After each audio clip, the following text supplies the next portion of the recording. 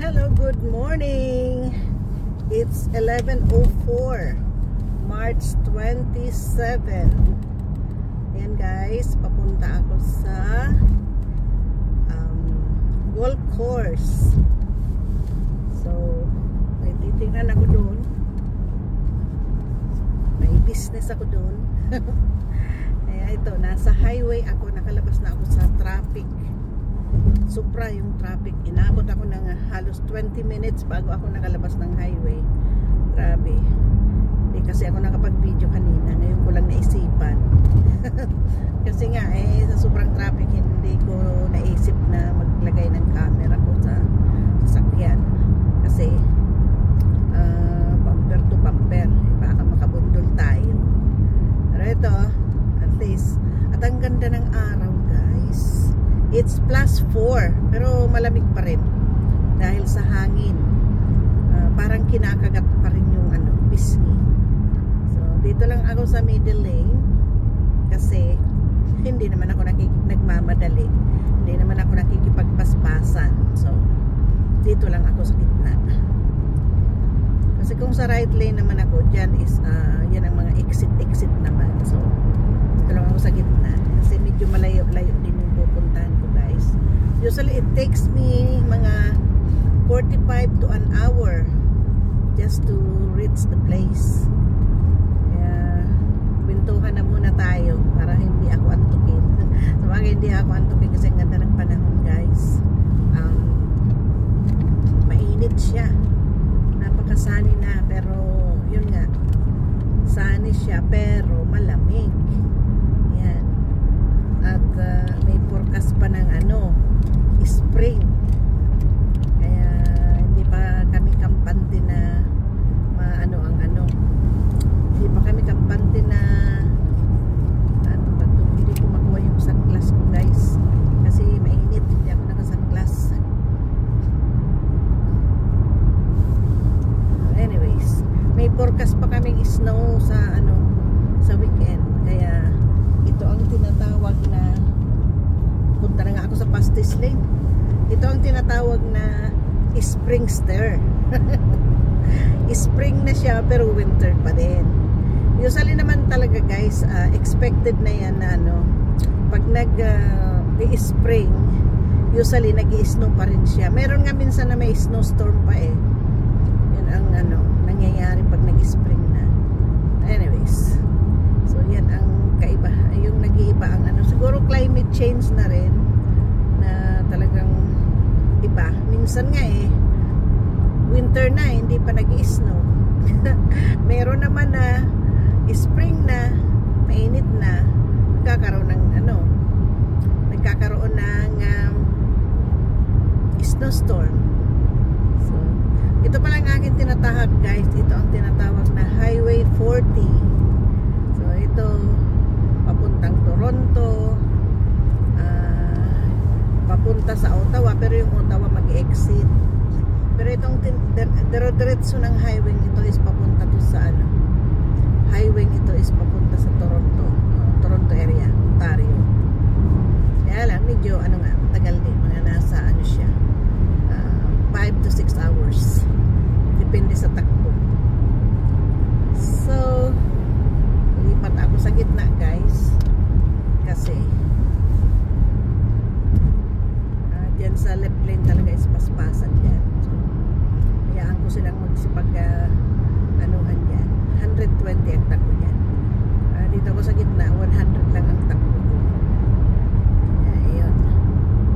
Siya mabilis. So baka bago ako matapos ng aking vlog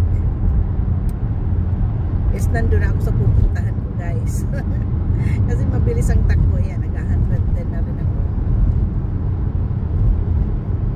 Kasi pag highway mabilisan talaga guys. At ang ganda guys ng panahon talaga. Blue skies, my goodness, ang ganda. Ang ganda niya guys. Ayan. So dinadaanan ko yung ito, daanan to ng tren, bagong tayo. At mamaya makikita nyo din yung ginagawang release ng tren na makikita nyo yun, ang haba-haba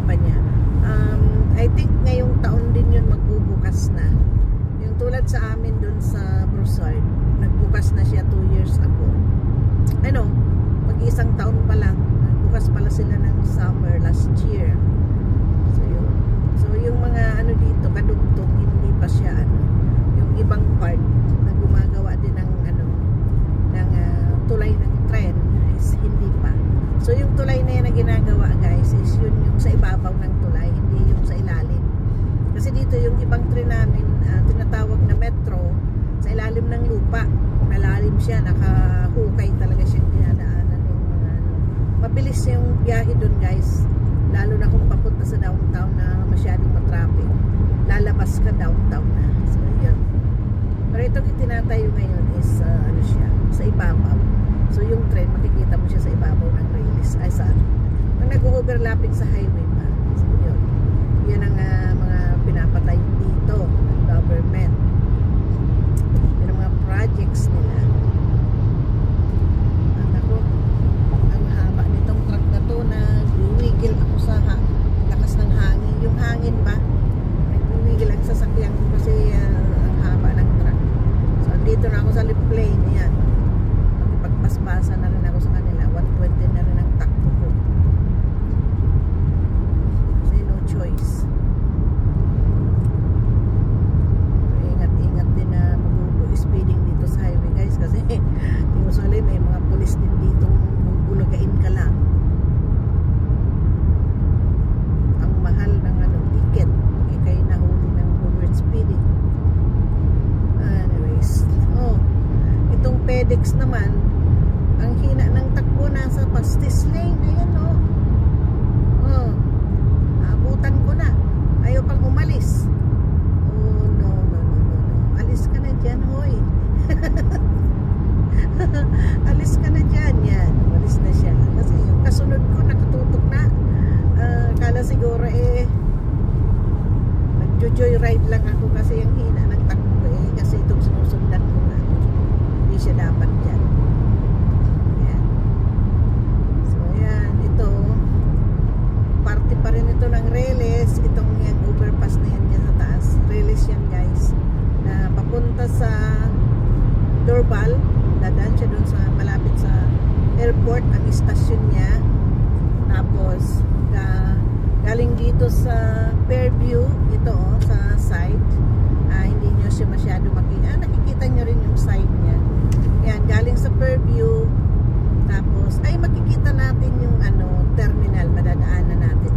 I don't know kung madaanan ko guys, but I think madadaanan ko yung terminal talaga ng tren.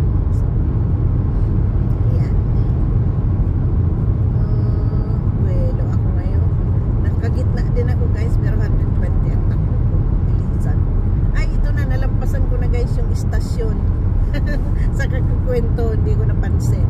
At mag-ano na rin ako dito, mag-change lane na rin ako kasi lapit na ang pupuntahan ko.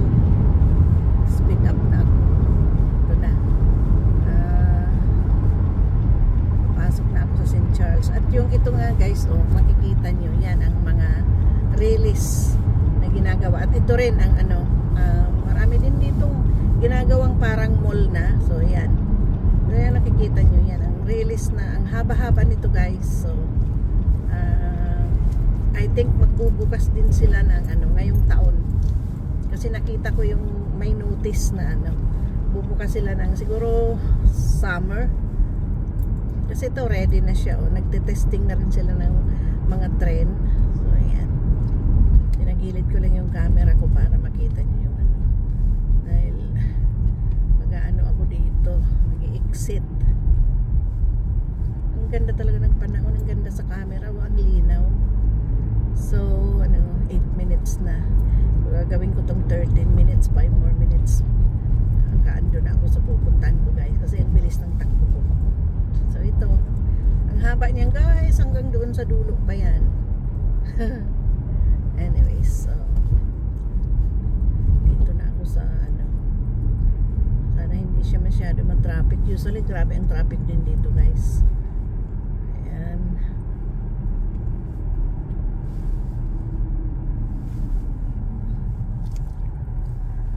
Ay ako,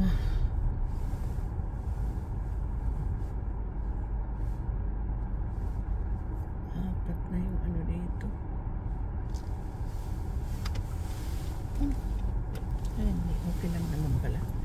kasi naka-solid line.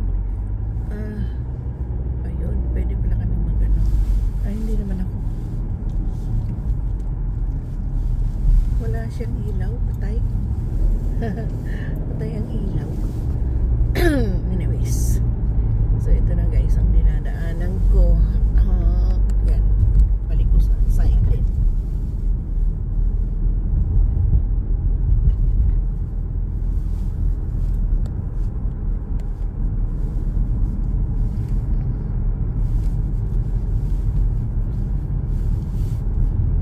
Ang liwa-liwanag.